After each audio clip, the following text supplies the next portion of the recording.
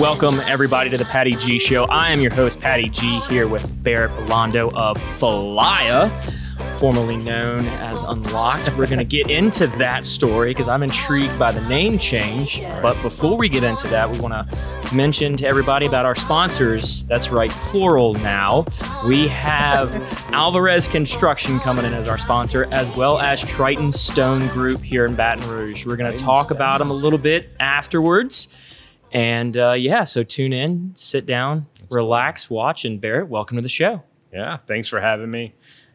Thanks for Uncle Earl's putting this on, Alvarez, Triton, and Flashbang for putting this on. It's really cool that you're doing this for Baton Rouge. I'm excited to be here. Absolutely. It's a cool experience. So. Yeah, once we get through the Wi-Fi. Well, we had an extra beer, so that's allowed me to. We started drinking beforehand. Yeah, so it might get a little weird. I don't know. Yeah. Hey, we're here for it. But I'm glad to have you on the show. I know we've met in previous days, for Startup Grind and had a little brief introduction there. But dude, you've been all over the place, man. Like especially Mid-City, Baton Rouge. You're everywhere. Yeah. So who are you? What are you? What do you do? What is Falaya? Yeah, so Falaya, in a nutshell, in 2 seconds, so that people understand, it's kind of like for sale by owner on steroids, but it's really more than that, way more than that. It's a marketplace for sellers and buyers to control their costs when they're buying and selling properties. We want to drive efficiency, transparency, and control into the process, and that's kind of what Falaya is all about. Gotcha. So it's this unique marketplace atmosphere for buyers and sellers to come together and have a smooth and easy transaction. That's right. And then we try to connect throughout the entire process to people that you need support with, lenders, title companies, alarm companies, cable companies, anybody that can deliver value for the consumer and also move them efficiently towards the closing table. That I think is huge. Right. Like, because if you have, your realtor obviously will have some connections to a financing company or maybe to a certain inspector to use. That's right. But having that total package of you can come in, use Falaya, and have realtor, security, pest control, like having that full circle service, I think is massive.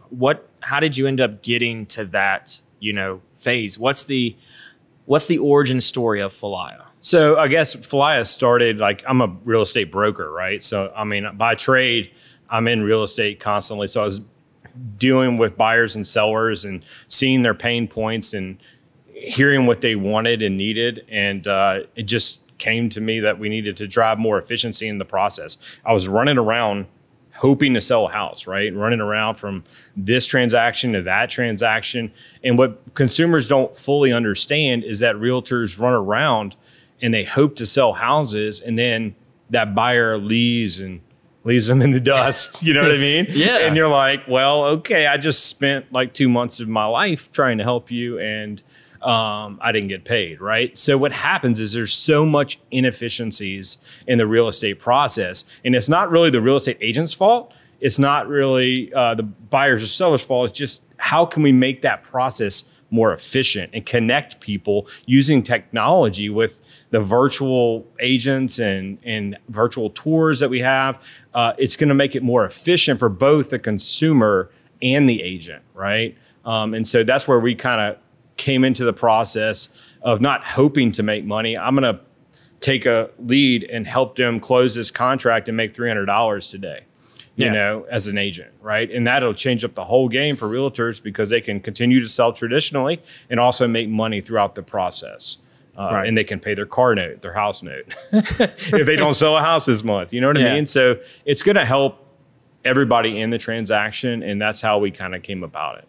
Okay, so you're saying the realtors can still sell their normal way and use Falaya. What exactly do you mean by that? Yeah, so what'll happen is if you're you start using the for sale by owner model, right? So number one, we have 3 different models, right? We have the $399 flat fee, which is a for sale by owner SaaS model that allows people to sell their house themselves, gives them tools with scheduling, allows for push button offers between buyers and sellers so they can digitally execute a contract in a couple clicks. And then we also have virtual tours built in, and that's all into the $399 platform. We also have the 1%, which is realtor services at a fair price. And that's more of like a virtual realtor. You know, they're going to help you throughout the entire process and hold your hand, but they're not going to come and show your house a bunch, right? Right. They're going to help schedule it maybe, right, but not be there physically. Right, exactly. It's more of a virtual agent to help you throughout the entire process. And then we have the traditional process that actually helps with video production, gives you targeted Google ads, Facebook ads. Oh, wow. And so we're going to get that into it and then drive that as a 5% of the sales price as a premium package. Right? Yeah, which I mean, that's going to be quick bang for your buck as far as the home seller is concerned. You know, they're going to get all of that out like that instead of having to take time for the people to push it across their platforms, their channels. It's all right, here's how we're going to do it. And then it's done, you know? So that's huge. And it's like you said, it's no upfront cost to them until the house is sold, right? That's right. Okay. That's correct. So it just makes sense. Yeah, and we've got an awesome SEO team that's working on those type of things and ranking our site and backlinks and figuring out how to strategically market that and do it efficiently and effectively and lower the cost too. Because as a consumer, you think you know what you're doing, but as I've learned, you don't. You know, I've had to learn a lot in the last year about that and how to do it smartly. So. Right, which that part of it, that back end data software analytics side of selling a home is not, you know, the first thought that comes to somebody who's going to be selling a home. Right. It's not, oh, you know, we need to make sure all these pictures have alt text and they're related to the house. You know, that's right. We need to worry about how it's going to look on the website. There's like, yeah, come out, take my pictures, do this and that. Right. And it's that service, that digitization that everything is going to, man. Right. And I would agree. And that's what consumers are wanting, right? They're wanting more control and more efficiency. And you see that with Amazon. You see that with Uber. You see it with pretty much everything you can think of. That consumers want to be able to control it, and they want to be able to have transparency and know when it's going to get there, how much they're going to pay for it.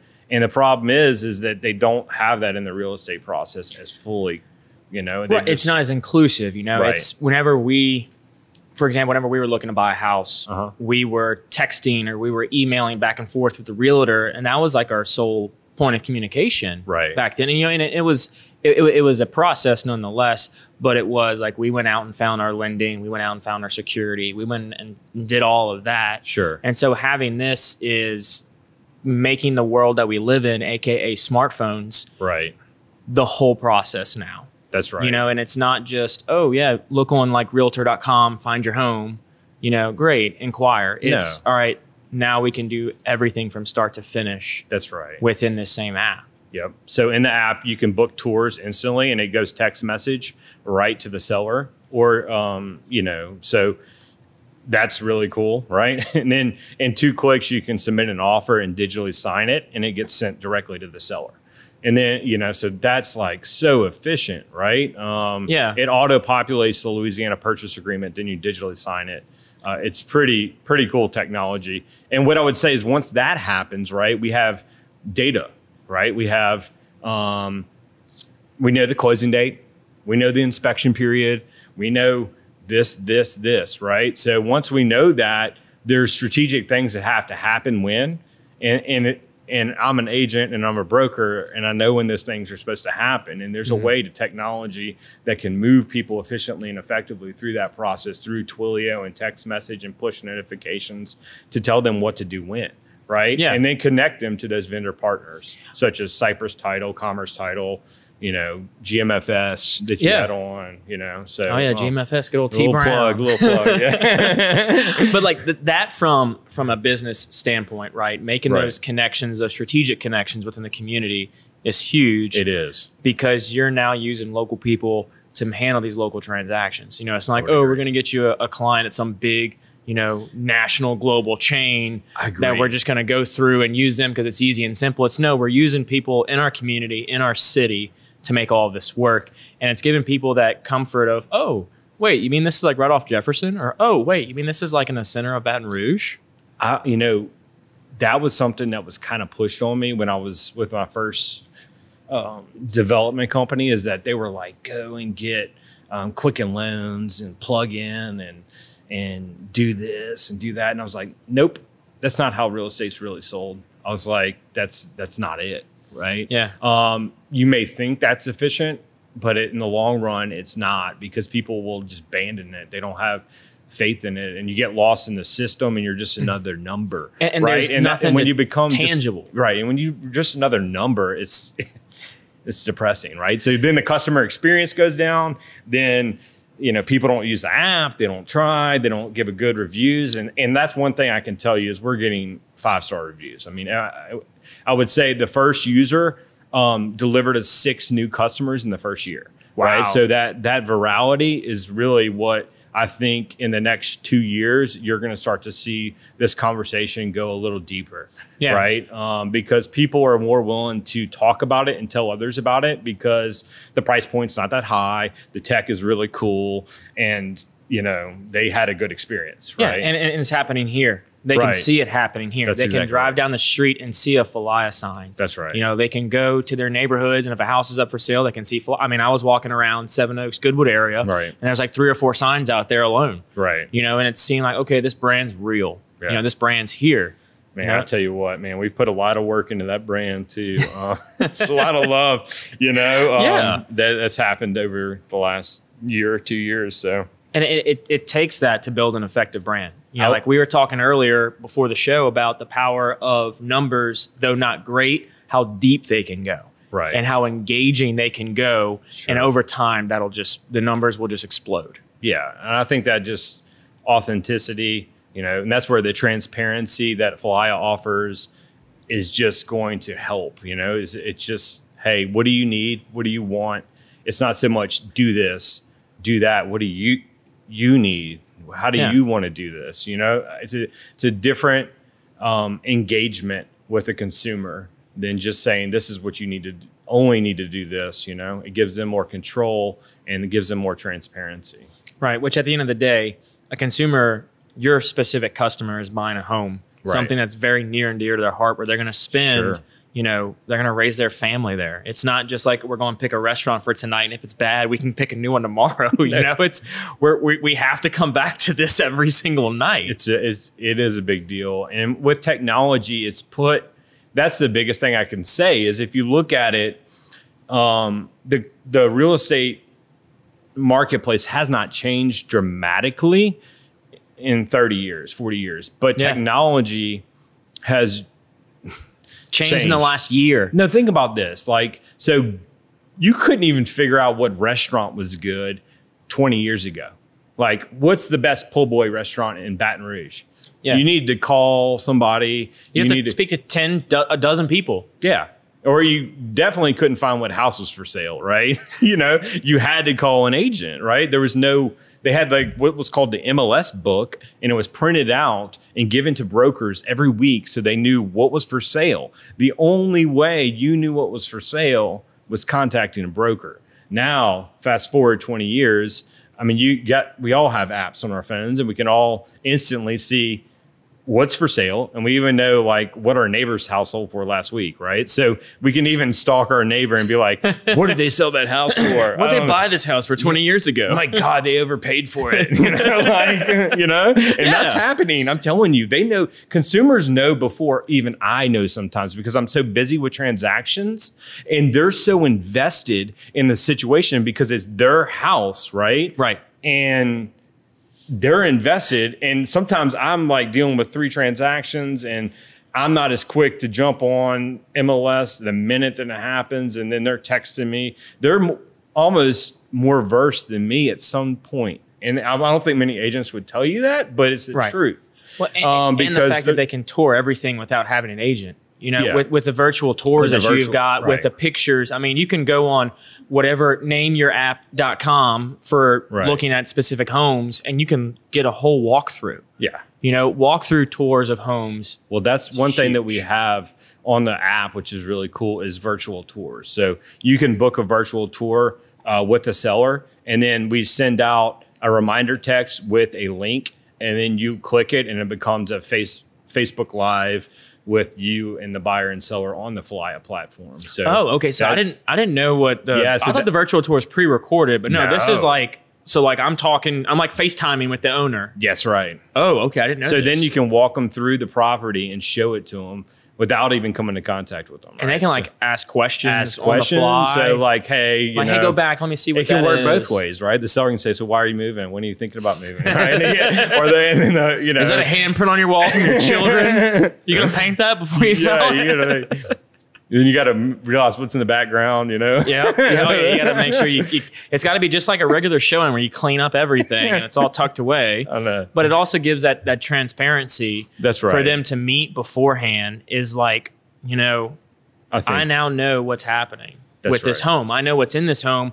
And I can ask the owner, how long you been here? That's you know, right. Because I feel like so through my buying experience, which I can only speak of, was whenever we went to go look at the home, I never met the buyer. I never met the seller. I never met the seller's listing agent until closing.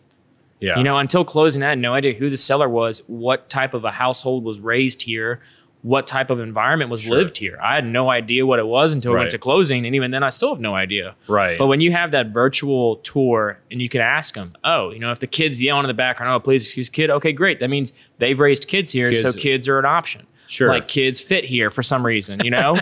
Like if you don't have a jungle gym. Yeah, we could have a jungle gym, right? It's built for that. It's built for that. It's not like, oh, wait, it's so quiet. Did you have kids? Like, oh, no, we don't have kids. Okay. Patty G's laying roots, guys. Watch out. But it's like for home buyers, you know? Not specifically me, but. I'm just playing. So anyways, it's that transparency that people have come to expect now throughout any transaction. Sure. I mean, that's what it is in every place, right? And that's what they want. And it's moving into the real estate transaction. And that's where Falaya is trying to position themselves, you know, so. And I think y'all are doing a great job at that. I think you're there. I appreciate the kind words, you know. We've definitely been working hard at it. You know, when you're involved in it, you always want to be like you want this show to already have 10,000 followers. Right. You know what I mean? You always want it more. But we have really had some great strides over the last year. And considering the COVID, I launched this product March 1st of last year. And then was it really that short ago? Yeah, 1 year. Yeah. The website went live a year ago. So that's where we're at. Wow. Right? I know. Right. So and then you met me right after that. Anyway. Yeah. March 1st, I was going to pitch at Idea Pitch, which is a $50,000 purse prize. I was in the top 3 in the Idea Village Accelerator program and got picked for that awesome experience. And then I was going to go pitch at Pitch BR. And then we ended up locking down the whole country like 2 weeks later, right? So launch your company, and then guess what? Now you can't even sell real estate, you know? And I was like nervous because I thought, oh my God, what's going to happen in the real estate market, you know? And who would have thought that it's gone the way it's gone? It's gone amazing for you know, the whole market. It's just been on fire. But that first 2 months was hard. And then you got to think about launching a startup with a family, with a COVID, with a, you know, I mean, there's a lot of variables in there. A lot of variables, man. So it was interesting, and we soldiered through. We got an amazing team in place and great developers, and just, you know, really excited about what we have going on. Yeah. I mean, that's who'd have thought that renovations, home buying and selling was going to be a boom during COVID. I mean, you know, Triton Stone alone, they just in Baton Rouge was exploding because everybody's like, oh, wait, we're home? I know. I really hate my kitchen. I really can't cook in here every single day. Yeah, you either got a new house or a new spouse, right? Or something like that. That's what they said, or something like that, right? You know what I mean? So if you still have your house and you have your spouse after COVID, you're doing good. You know? That's what I say. We've my wife and I had to work at home for, I think, 2 months together. And for some people, we were talking with them like, oh my gosh, like it's a struggle. I'm like, we love it. Yeah, I'm like, because she's digging it because she rarely sees me because I'm out and about and doing everything. She's like, all right, get you home? Yes. Yeah. And then I'm like, all right, yeah, but we're still gonna do virtual podcasts. Yeah. I luckily have like a back office, so I've got the best of both worlds. Like it's a separate house, but I'm still like connected with my wife and my family, which is I'm huge. blessed. Yeah. Extremely blessed. So Falaya didn't originate as Falaya. No, it originated as Unlocked, right? Which I love that name. Still love that name. It's really stinks to even say. Sometimes I'm like going to answer the phone. I'm like, Barry Blondo, Falaya, you know, like. So I loved that name, but unfortunately, it's just a timing thing. Like that company, there's another company named Unlocked. Really, spelled the same way? No, not spelled the same way. And for those at home, that doesn't matter. If it's spelled legally speaking, if it's phonetically the same, it's the same. And I learned that the hard way. The hard way. So don't think if it's spelled differently that you're okay. Yep. So, but anyway, I didn't know they existed. I just didn't even know. They didn't launch their site till April 2020. I started developing this. Wait, so you were launched before them, though. You were in March. I was. So technically, did they breach your name? But that's not exactly true. They actually had prior use of the name, but they had it as a local brokerage, and they had it underneath. Here's the thing, right? Have you ever bought a URL? Yeah, I bought a couple. Bought a couple? Yeah. Patty G said? Yeah, a handful. PattyG.com, or did you get like .net? Oh, no, so like the PattyGShow.com. Oh. PattyGShow.com. There you go. And I don't know, for whatever reason, I couldn't get thepattygshow@gmail.com for my email address. I'm like, who's got this? But I got every social handle is mine. Oh, that is key. Which is huge. So it's uniform. It's uniform across the board, which is nice. So if you're looking for the Patty G Show, it's at the Patty G Show. Selfless plug. Right. Falaya.com. Yeah. So anyway, but what I'm getting at is their URL when they launched was just like mine. It wasn't really Unlocked. It was Unlocked Homes something or another. You know, it wasn't Unlocked. Right. So so that was an issue. And then when I launched my product, I had unlocked.tech without an E because it was $3,000 cheaper. Yeah.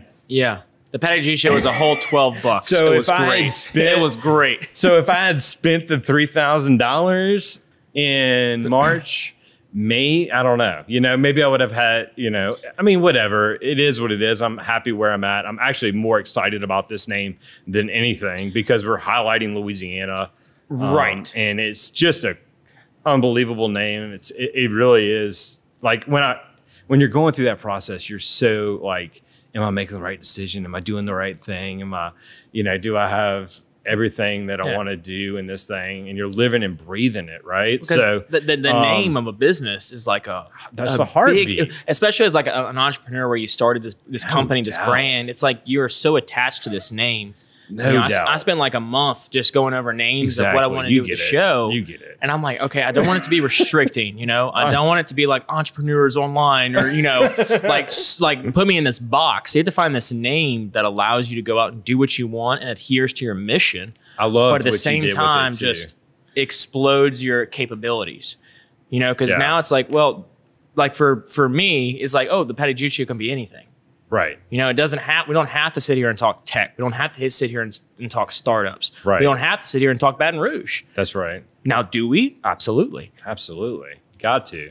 But I mean, it was just, Falaya is just a great name. I mean, it's, it comes from Atchafalaya, right? So, which means long river. And we see the real estate process as being a river that starts at the beginning and end, right? And flows smoothly throughout the process, connecting people throughout it efficiently and effectively, right? So the name just like touches you, like it makes sense.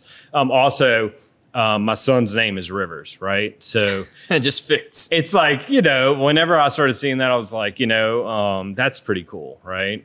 So, in Louisiana, highlighting that if this does get big, you know, that's going to be pretty cool too, to be able to highlight Louisiana in a meaningful way. Yeah. I mean, it's, in my eyes, it's huge because of the tech aspect specifically, right? Because Baton Rouge is not, we're not, you know, known for technology, innovation within the tech world, right? Right. We're known for good food, which we're still known and always will be known for the best food ever. I mean, you know. Yeah. But I would say, like you, me, Cassera, there's a group of us that are serious about this. Like, Yes. I really firmly believe that. You got Matthew Armstrong, you got all kind of people doing some cool stuff. Randall Knackman in the back here. I mean, you just have some people that are really trying to do some cool stuff in this town, and you're highlighting that week in and week out, whether it's, you know, a construction company doing cool stuff or a tech company or this or that. And I just think there's a lot of positive things going on here. Oh my And gosh. you know what I yes. mean? I really Yes. do. And I guess maybe I'm just like a positive guy, you know, maybe you and I are both positive people, you know? Probably. Probably. I mean, but I mean, I can't help it. I mean, I am, you know? Yeah, And there's so much to be positive about here in the local community alone. There you know, is. there's so many people doing great things in business. Right. You know, for you to have a name that's so attached to Louisiana. Right. Like when someone says a Falaya or someone says Falaya, we can picture maybe not the exact river, but we start picturing a memory. Or we Right. start picturing something here in Baton Rouge or even in Louisiana. I had somebody the other day when I was talking, it was an agent, and he was like, Falaya. He's like, oh man, do you fish on the Falaya? He got all excited. Yeah. Like he was like super excited about the name. But it's also like when people read it, they're like, how do I say it? But then once they say it, it's over. Like they know it and they love it and they repeat it, right? You know what I mean? It's like, Falaya, Falaya. And then once they say it, they're like, Falaya, Falaya, Yeah. Falaya, Falaya, Falaya, That's- Falaya. You know what I mean? And it starts to become something that you can repeat and it's catchy, right? My name, Gremio. Yeah. It's not Gremillion. You know, it's Yeah, the same, right. same You get thing, it. right? Blondeau, Blondeau. With the Yeah. names here in Louisiana are always tricky. I have no ex, so yeah. But anyway, yeah, it's you know, it's been a, you know, a tough thing to do and not something we wanted to do, but it's been a blessing in the same time, right? So, Right. Which know. is now it's like, it's almost feels like you've kind of gone further back to your roots. Yes. Right? You've gone Right. further back to Louisiana, that culture that we've got here. And it's nice that you see it everywhere. Right. In Louisiana. It's like, okay, seeing a local brand That's and right. attaching the name with like, you know, kind of like a heartstring almost. Right. Which when you're buying a home, there's a lot of heartstrings I would agree. that go into play. I mean, that is a fact. So when, you know, it's really going to ring true throughout the state of Louisiana. And I think it's going to transport to other areas too, because it's just fun and catchy, you know? And then, you know, highlighting our culture. I mean, that's why you see people like Brandon Landry doing well with walk-ons, and our culture travels well, right? It just, people like Louisiana. They like the culture. They like the, you know, les Baton roulés. They love all that type of stuff. And so I think they're going to connect with it. And, 100%. And that's, you know, Yeah, no, part of it's the question I asked towards the end of the show, which you'll also be asked is, you know, why you love Baton Rouge, right? Right. And just the conversation that comes up from that question is all about the culture that's here. Right. The fact that people, you know, the food, the environment, the community that stands within Baton Rouge and Louisiana as a whole is like so far different from anywhere else. Right. You know, I've talked to people that leave Baton Rouge or leave Louisiana. Sure. And they come back and they're like, oh my gosh, like I'm never leaving again.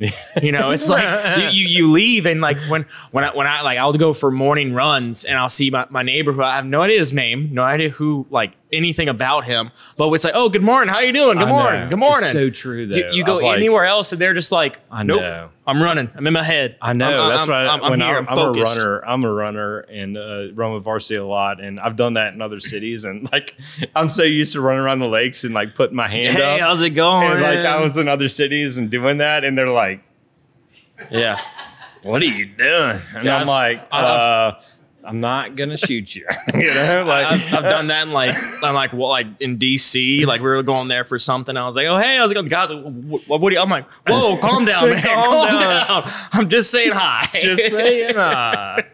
Yeah, but that's funny, man. So you're in the startup phase, kind of still, right? I mean, you're in year, or I mean, do you consider yourself in the startup phase? Yes, absolutely. You know, we've gotten some decent traction, so we're not like, and we're not an idea. You're way past an idea. Way past an idea. Revenue. we're in revenue, and we're selling houses, and we're closing deals, and we're excited about it. We actually just Patty G Show. I haven't posted it on social media. We got a listing in Shreveport that's going live this week. So we're touching Shreveport. So now we've touched Shreveport, Lafayette, the North Shore, Covington, Mandeville, New Orleans. So we're serving the whole state of Louisiana out there. So if you need to sell a house, the whole Falaya. The whole Falaya. So, but that's, you know, so it's, the reach has been good, and that's kind of a cool thing, you know? Yeah. So, but how is the startup scene from your eyes going through? You've done many a challenges, many a pitches. What has your experience been like throughout the pitch? First off, what pitches have you competed in? Yep. So the first pitch that I did was the Idea Institute in New Orleans. It was like, it's a awesome program that the Idea Village puts on. They actually talk about the lean startup method. I don't know if you've heard of that, yep. But it's talking about, you know, getting to know your customer. Do you have product and market fit? Interviewing them, asking questions. What do you need? What do you want before you build? And we went through that program, and at the end they had a pitch competition. We ended up winning that one. $1,000, man. You know what I mean? That's big good. Money, That's big money, baby. Big money. I can do like a day of coding. Yeah. Yeah, right. So it was more of just like, hey, we did something cool and worked hard for it. It's kind of funny when you look at your pitch decks too. Like like how they've progressed. Oh God, it's like at some point I've got to put those together in some type of slide or some cool thing and put it out there, because it's like the growth, if you look back, and it's the same thing with you, right? If you looked back on this show, you would be like, oh my God, like what were we filming that thing on my patio? We were filming with my iPhone 8. iPhone 8. With a fluff ball, little mic, ball. omnidirectional mic. Yeah. But the first episode was done straight up on my phone in voice memos. Really? So straight up, the first episode was just me for 7 minutes, just rambling. That's awesome. And then the second episode was me sitting in my kitchen on my breakfast table and like with the phone in between me and the guest, and we're talking to the phone. It's too funny. And then the next one was Amazon gear on my screen porch. You know, so it's just kind of cool to look back on that, right? And you get caught up in the daily stuff. So what I would say is we've come a long way. I think the startup scene is great. We won that pitch competition at the Idea Institute. Then we went into Village X Accelerator Program, which is in the Idea Village. There was, I think, 12 companies that were selected with us. We went through that program. We ended up pitching several times during that to get into the finals, and got in the top 3 there with some really, really, really tough competition. I mean, there were some really good companies in that lot, and we ended up getting in the top 3 there. And then we pitched at Pitch BR or whatever Kessler was doing with Startup Grind, and then we won that one with Startup Grind. That was a Startup Grind did its own pitch. It did its own pitch right? So Competition. then we did that. We won that one, and then we went to the Idea Village X. Actually pushed their pitch competition because of COVID all the way to December. And wow. Man, I got to pitch in, I mean, it was really, really cool. Commander's Palace on the outside patio with setups like this, a whole crew. I mean, dude. And I was pitching, it was being live streamed. I mean, it was an experience. I killed it. I mean, I hate to be cocky, but I mean, I hate to, brush my own shoulders. I'm not even gonna, but we rocked it. I did. I'm sorry. I don't care. And I know anybody that was sitting in that crowd knew I killed it, and I killed it that day. I definitely did a good job, and anyway, man, I know that's weird to say. I love it. I love it. But it's the truth. I mean, when you speak the truth, it's the truth, right? Anyway, but we lost. That's fine. But that's because it's also timing, right? So in the startup community, there are a lot of, and what I would say is sometimes there's a lot of push button topics and things, and we're in COVID, right? So you've got Relief Telemed that's extremely relevant right now, and they're killing it. They're doing a good job. They're executing. And the same thing with DocPace. They won, and they were extremely relevant at the time, helping people efficiently and effectively not have to sit in waiting rooms, right? So, I mean, it's tough to go up against someone like that in the middle of a COVID lockdown, right? It's hard to see beyond the immediate need sometimes. Right. It's long term. And I think we're setting ourselves up for the long term. Like I'm extremely confident in what we have going on. It's not we're going to make $1 million this month. It's more of a long term play. And I think we're doing extremely well executing that with our dev team and all the people that are supporting us. That in and of itself makes me even more excited for Falaya, and for the fact that I know that the brand and the company and the platform is going to go the distance. Right. Because you get in this conversations with startups and with these people in these early stages, and they think they're going to go to the moon tomorrow, if not tonight. And it's like, you've got to be patient. You have got to work through a name change. You've got to work through a failure. You've got to work through a COVID-like situation. And you have to understand it's gonna come at you. It's gonna hit you smack dab in the face. It's not always gonna be rainbows and sunshines. I would say, and that's one thing that I would say that maybe I don't do so well, is I'm too transparent. You can't be too transparent. Well, man. I don't think you can. You can't be. I don't think you can, but I think when I'm on stage and people are judging you and they're handing out money, sometimes you don't need to be. So what I would say is dude, that's why I'm a terrible pitcher. I'm a terrible pitcher. I'm just being honest. I'm giving you the facts. I'm being the facts. Like, we're doing extremely well. I'm not going to fluff it. Yeah, I know. And that's how I feel. Like, because that's, in the end, I think that's what you need to be, because people are going to find out. Right. So you might as well wear your heart on your sleeve and be transparent as possible, because guess what? They may give you that, but then they're going to do their due diligence and they're going to dig in and they're going to be like, whoa, And so you might as well just be upfront and honest and transparent in all manners. And that's our mantra, is transparency. So, I mean, as an accountant, that's my job, Right. Sure. I'm not going to fluff your tax return. Like, sorry, I'm just not going to do it. Right. And so that may have a part of my mentality when I'm doing either business or entrepreneurial activities. I'm not a fluff guy. I'm not going to sit here and overly fluff it to you. I'd be the worst salesperson ever. Be like, here's a product. Right. And I'd be like, all right, what's your needs? All right, yeah, the product fits. Buy it. Or it's like, oh, what's your needs? Oh, yeah, we don't fit. Buy. Yeah. Like, I'm not going to sit there and try to overly fluff everything and overly say, oh, no, you need this. You need this. And what I would echo is like what you said a second ago. I do want to echo that because it's so important, is that it takes time. Yes. I've been developing this app since 2018. Do you understand? like this is not an if it gets great, I mean, there's no overnight success. The best overnight success. I mean, let's start looking at some of the big canes, walk-ons, None of them were like, he had 2 locations forever before Tide went up. Yeah. I mean, Brandon Landry had to shut down stuff and consolidate to 2 locations. And then now look at him. He's getting the businessman of the year. So what I'm saying is there's always going to be problems. And if you are getting into the idea that you're going to get rich quick and that this isn't going to be work, you are going to be wildly mistaken, because you're going to have to work your tail off. Yeah.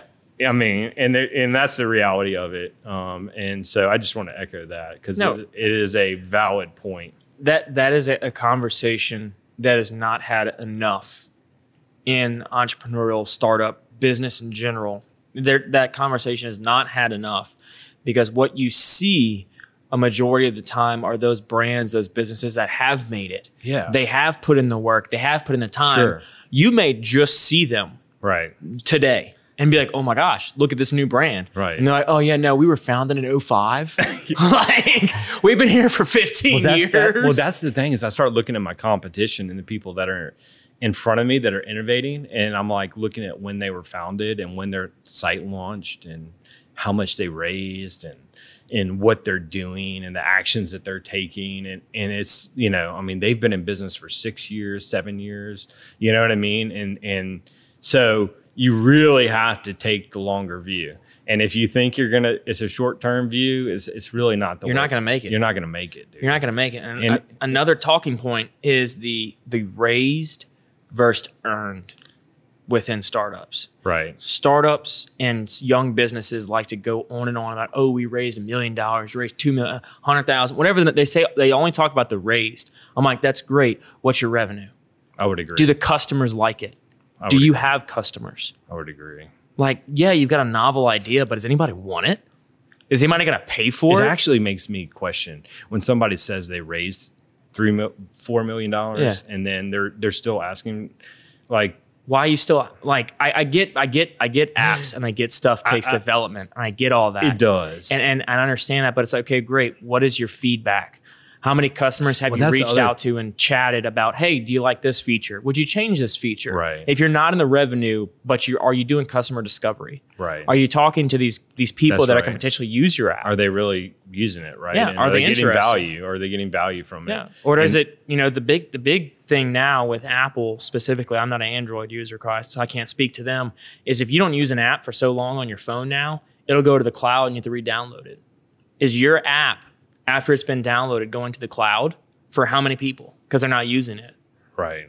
That is now a metric that I'm curious, can people get? You can get it. And if you go into the Apple store, I mean, there's so many metrics. It's crazy. Like you can see bounce rate and session time. And yeah, I mean, you can definitely measure these things. So that's not a thing, but I would say you're right. What I would say is for founders out there, if you're raising, you know, which most people are going to need to, right? Yeah.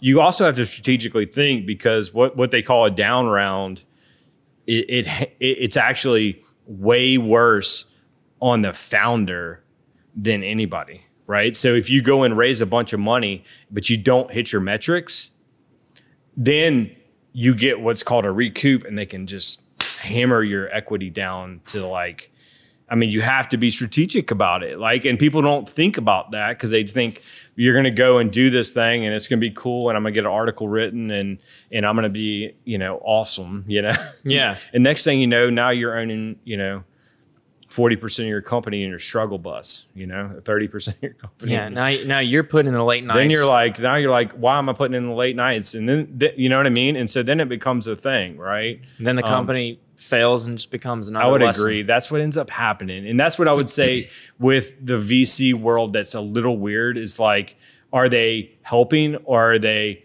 giving people the right method to go about it? And I'm talking about development companies, I'm talking about VCs, and I'm talking about tech entrepreneurs because you've got to set people up for success. It's not about just going and grabbing equity and just saying you've really got to think about it as a social aspect. Like, are you really helping? Are you adding value? And I think there's a little bit of that gets lost at times, right? Yeah. And you have to make sure that is people that you're getting in with are going to support you because guess what? COVID's going to happen. Lockdowns are going to happen. Yeah. Problems are going to happen. And if you are in bed with the wrong people, it's going to hurt, you know? It's going to hurt and you're going to realize how bad it is whenever push does come to shove and you've got to abandon your company. I know. And you put so much effort into it, right? That's the other thing. It's like almost like suffering a loss, like a family member. Or, no, like it goes back to those heartstrings we talked about, right? Absolutely. It's like you're emotionally attached. This is your baby. I know. This is your brand. This is your image. This is who you are. I know. So you also have to like not be afraid of that, right? Yeah. So you also have to just look, I'm going to tell everybody that I'm doing Falaya. If Falaya works out, that's great. You're going to see all the work because I'm going to put it on social media and you're going to see it everywhere. It's going to be all over the place. It's going to be all over the place and you might get annoyed, but oh well, you know, it is what it is. But just keep scrolling. If it doesn't, exactly. Keep scrolling, unsubscribe, right? If, you know, but you got to go for it too, right? So there's got to be a no let up situation as well. So it's kind of a catch-22. Yeah, you have to push to make your brand what you want it to be. That's right. So we could sit here and chat for hours about startups and the Baton Rouge scene and everything, but unfortunately the episode does have to come down to a wind. All right. So to start winding down the show, what are 3 lessons you've kind of gathered along the way So number one, I guess the biggest thing is talk to your consumers, right? So who are your people that are buying your product? What do they need and want? How can you service that, right? Right. I think some people might miss that step, right? And just go to creating something, do people really want custom cakes? What kind of price point do they want it at? Do you need this? Do you need that? Right? You have to start asking these questions so that you can set yourself up for success long-term, right? Secondly, and we've already talked about this, I mean, it's going to take a while. So that's a fact. That is a fact, right? Pure fact. And so you're going to have to, enjoy the ride. And that's the third point, right? So it's going to take a while, and, it might be great. Some days it might be bad, but thirdly, you got to celebrate the small wins, right? The listing in Shreveport. Right? That's right. The listing in Lafayette. If you don't use that for fuel or energy, you're going to die on the vine because you've got to find something that's going to pump you up, that's going to want to make you go do this show on a Monday night and hang out with Flashbang and Barrett Blondo, right? That's right. And so, you've got to find that. And if you don't find that, then you're going to end up, waffling and letting it go. Right. That power of one is huge. One person uses it, one listing, right? One brand. I would agree. One person coming on is huge. Yeah, it is. It very much is. And to the point, like you said, our product is tied to somebody's home and life, right? And I think a lot of people, that's a big deal, right? So you know what I mean? I would say so. Like the guy that's selling it in Shreveport, he's a young professional and wants to move up to that next dream home. And that's where Falaya comes in and allows him to save that money so that he can afford that dream home, right? And so it's a really cool thing when you really step back and look at the numbers and how much impact we are making. It starts to really blow you away. Like last month, we saved consumers almost $30,000. That's huge. It's huge. That's huge, man. I mean, $30,000. Think about that. If we do that every month, that's 300 grand. I mean, you know what I mean? Yeah, it starts to build if that up. becomes 50 grand, 100 grand, I mean, you're talking about over $1 million to consumers and to their families, right? Right, especially in a time when cash is short right now. I would agree. Cash is real short, right? I would agree. So what do you love about Baton Rouge? We've heard the back end of Falaya and the ties it has here, and you've kind of made a name for yourself in the local community. So what is it that you love? I mean, to your point, it's the people, right? My family, number one, and then friends, connections that I've made, and then just the culture, right? It's just an amazing city. I have a lot of deep roots and connections. And I think to your point, I want to make that better and stronger for my family and for the next generation. And I just think there's so many great things about Baton Rouge that we need to highlight and make better, 100%. And that's why I like coming on this show and doing this. And yeah, that's what I'm here for, man. I'm here to showcase Baton Rouge. That's right, man.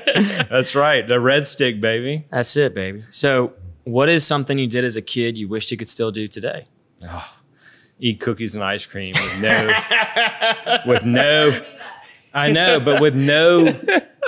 consequences. That's right. Like, don't care. Like that's Rivers right. is like got chocolate ice cream all over him. Is just like, he's like, I want more. And and you're like, I can barely have a cookie, man. Like, come on. I know, it's like, I got to go run 5 miles. This Oreo is 6 miles. Oh my God, you got to get on the Peloton. So it's just like that no guilt of that would be great. Like, that no guilt of just eating. I know, especially in Louisiana, man. I mean, that's the kicker, man. Especially in Louisiana. I mean, you've got all the good food, man. I mean, I'm a foodie. What are you gonna do? You know, and that's I mean, that's the truth. And there's so much good food here that there is, and you're highlighting it, dude. You're going around tasting the city with Patty G, man. I know. Keep your eye on it. I am. I'm gonna come get some of those free tests. Dude, come on out, brother. What I mean, I am. That's right. If you're watching it live for St. Patty's Day, we'll be at City Slice. I know. Come out. I'm making the pizzas. Hightower's going to hook it up, man. He always does. I know. That's right. Oh, man. So for the final question of the show, what can I do to help you? Man, I mean, just keep doing what you're doing. I mean, this is amazing, right? But beyond the show, brother. Well, come on. First off, I mean, I'll go beyond that. Okay. But I want to thank you for this because it's you're very welcome. cool to highlight this. We've worked extremely hard, and to give us, the Falaya group, a platform to come out here and be recorded like this is super cool. It's not easy. This isn't something that's just put together in 2 seconds. So it is something that's had us off. So what you're doing is really cool. I mean, tell more people about it, man. You know what I mean? That's really what. Absolutely. I mean, honestly, I'm in the situation where I need more listings and more houses, more people to understand the platform. You gave me that tonight, but if you continue to do that and figure out ways that we can partner, I'm down. Absolutely. You know, I've done some cool marketing already, and we might be able to figure something out. We can always chit chat. Yeah, that's right, man. That's right. We can make something work. Flashbang's very creative. Yeah. Oh, I've already got his card, man. We're gonna do some video. He got you a pre-show card, man. Well, I requested it. I'm on it, man. Okay, good. They do good work, man. They do. I've been watching. You know, they Second do to none. And I need some video content for people to understand what we're doing. It's, you know, even for me explaining it for an hour, you're still like you know, still it's like okay, wait, hang you know on. what I mean? It's like you still need some visuals, right? And so that's where they can come in. Yeah. Well, Barrett, thank you so much, man. I appreciate it. I'm glad we're able to make this finally happen. I know we've been talking about making it happen since last March. I know, man. And I'm on glad the porch. That's it. A year. It took us a year in the making to get you here. I had that graphic behind us, man. That was remember stellar. That was cool. That was right? awesome. That was a nice touch. That So was you a saw nice that touch. I cared, right? I was like, I was promoting you over me. You were bigger than me too. If you don't remember, I do. Your logo, I do. Your I logo do. was bigger than mine. It was up on the big screen, and like It was. I even made sure the camera angle was just right, so I could catch the TV over us. So like it cut off half our body. It was like the TV's there, right? But I seriously I need all my body cut off. You know? That's it. Yeah, can we do neck up? Neck up. Yeah. But I appreciate your time, man, for coming on. I really do. And I appreciate everybody for watching or listening, whatever platform you're consuming this on. I'm very thankful for y'all, and I know the guests are as well. And I'm also very thankful for our sponsors, Alvarez Construction, where they build a lot more than just a home. They build a place for you to raise your family. They build you a place for your community to grow and nurture. And we've done a lot of real estate stuff, but that's what it's about. I want to echo that. Like the way that their price point is and their finishes and what they pick out it's really great. Yeah. Like I would say that their product they put out is top notch, right? And that goes a long way. I'm not being paid to say that. I was literally about to say I'm not being paid to say that. It's great whenever a guest comes on the show and talks about the sponsor and they're not being paid to say that. I'm not being paid to say that, but I'm telling you from watching and walking through properties that they do a really, really good job. Yeah, they do. And then, within that same type of market space, our second sponsor, Triton Stone Group, is a woman-led, family-run business. They're all over the South. They're moving up to, the north side of the states. And I personally use them in my own home. So it's not like I'm sitting here only not experiencing their services. Triton Stone is also excellent. Their quality and the products are just stellar. We use them too. Exactly my point. Again, guys, local brands here doing amazing things. All part and wrapped up in the Patty G Show. Barrett, thank you so very much for coming out. Likewise. I had a great time. Thank everybody else for tuning in and watching and listening. This has been the latest episode of the Patty G Show. I'm your host, Patty G here, and y'all have a good one. Thank you.